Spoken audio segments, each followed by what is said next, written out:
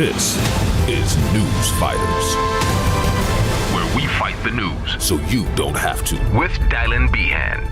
Yes, hello everyone, welcome to News Fighters for today. I'm your host, Dylan Behan, the Penny Mordaunt of news comedy. Now, first up, of course, the reason I'm here is to talk about the bloody tragedy unfolding overseas. Taylor Swift returns with a brand new album, why it's already breaking records. No, that's the musical tragedy unfolding overseas. I'm, of course, talking about the political upheaval that's just happened in the UK. There have been sensational scenes out of the UK overnight where just 44 days into the job, Liz Truss has resigned as the country's Prime Minister. Yes, and the Australian news media couldn't help but lay the boot in. British government is in chaos this morning. The UK is in crisis. The Conservatives are an embarrassing mess. What a mess. I can't think of any political leader who's crashed and burned faster than Liz Truss. Humiliation in the highest office as the Prime Minister of broken promises falls on her sword. Shakespeare himself couldn't have dreamed up the calamity that is British politics right now. Yes, the only thing that could make the whole UK political scene more Shakespearean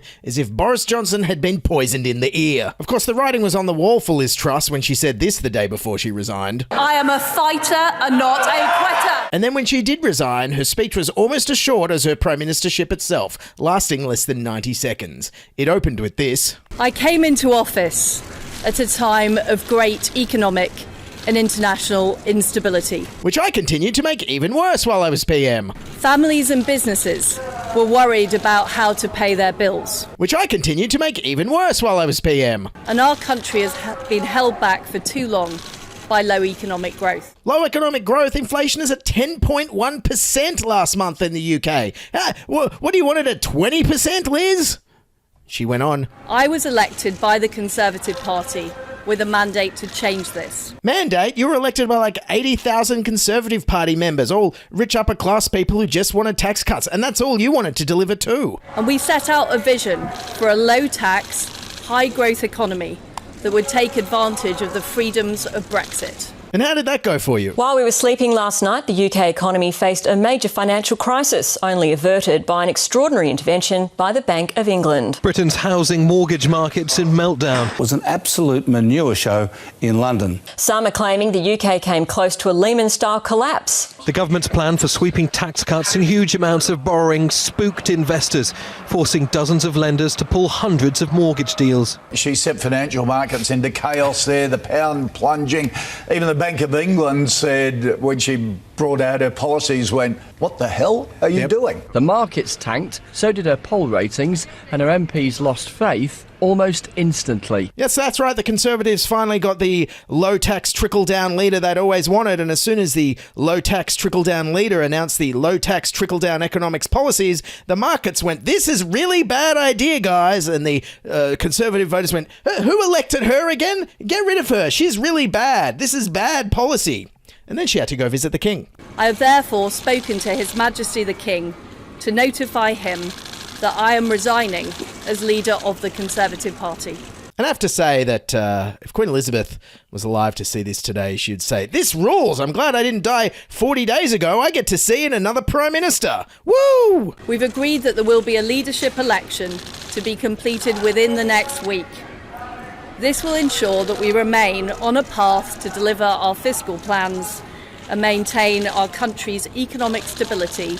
What? I'm sorry. Maintain economic stability. Maintain economic stability. High inflation and energy crisis, a cost of living crisis. What kind of economic stability are you talking about?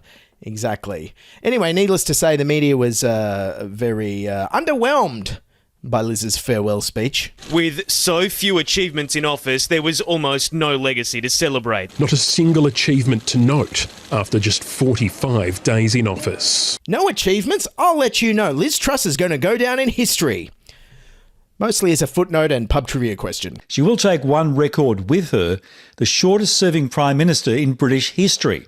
And the man who previously had that title died in office. Her campaign to win the top job longer than her time in power. The least popular Prime Minister since polling began. She will be an answer at pub quiz nights for decades to come. Liz Truss, the first Prime Minister to serve under two monarchs since Winston Churchill. See, she's just like Winston Churchill. She's going to be remembered as The next Winston Churchill. Anyway, the UK public weren't too enamored with how all this has been playing out either. Can't keep up with it for 1 minute. It makes you wonder whether they should vote Conservative again. It's just a cycle of rubbish, and they replace rubbish with more rubbish. Yes, and the British know all about replacing rubbish with more rubbish. I mean, after all, they eat British food. The world's media weren't impressed either, but at least we got to hear some German swearing on TV. And a German journalist found herself having to repeat the expletives used by one MP last night. I'm furious and I don't care anymore. Today, predictably, Russian television mocked Liz Truss. The Foreign Ministry said Britain had never known such a disgrace as Prime Minister. Yes, and you know that after the Truss and the Trump fiascos in the US and the UK, that Russian and Chinese leaders are like, oh, they're never getting rid of us now. We offer stability. We lock up people for tweets, but we offer stability. We murder journalists by throwing them out windows, but we offer stability. Of course, the thing Liz Truss's prime ministership might most be remembered for is the fact that it eventually came down to a competition against a lettuce. Her time in charge epitomised by a farcical competition run by a tabloid, a lettuce outlasting her in number 10. Liz Truss sunk by an iceberg. And just when you thought nothing could lose more value in the last 4 months than the price of an iceberg lettuce, well, Liz Truss did. And of course, who could forget her soaring great moments in prime ministerial oratory? And after sacking Kwasi Kwarteng, she held a press conference that lasted less than 8 minutes. We're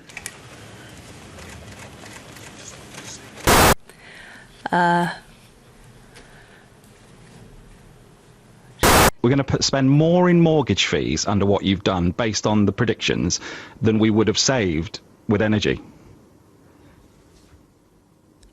I don't think anybody is arguing that we shouldn't have acted on energy. What does local consent look like, Prime Minister?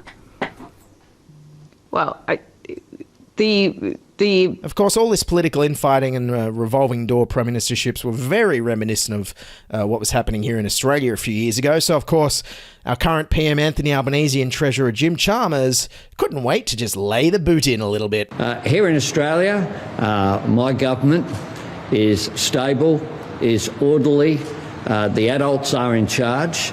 You know, I think it is a sign of the times, frankly, in the UK.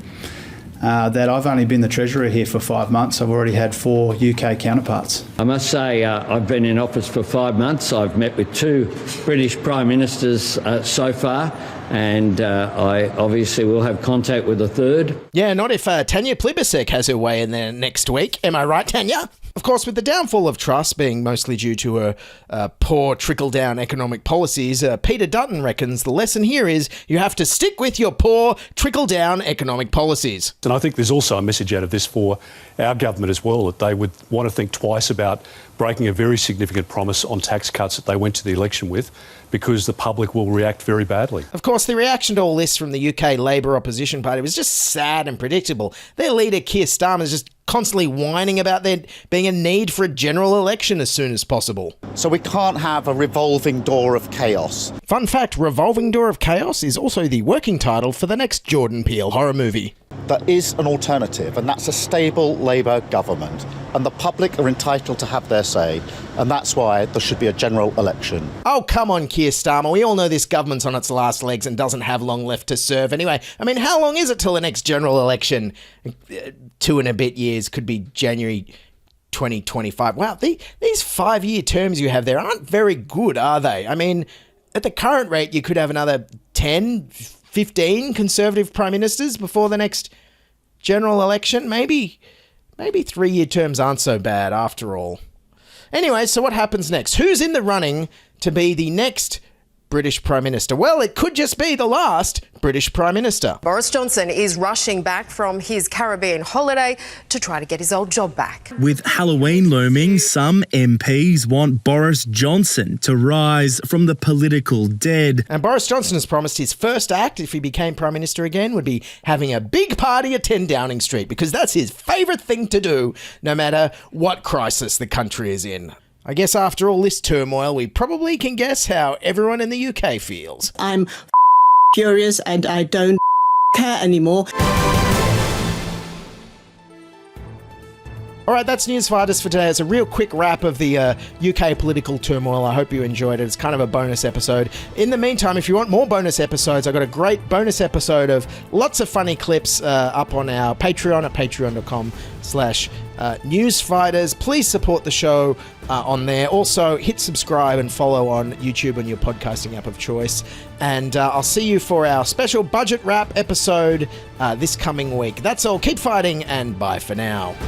This is News Fighters, where we fight the news so you don't have to.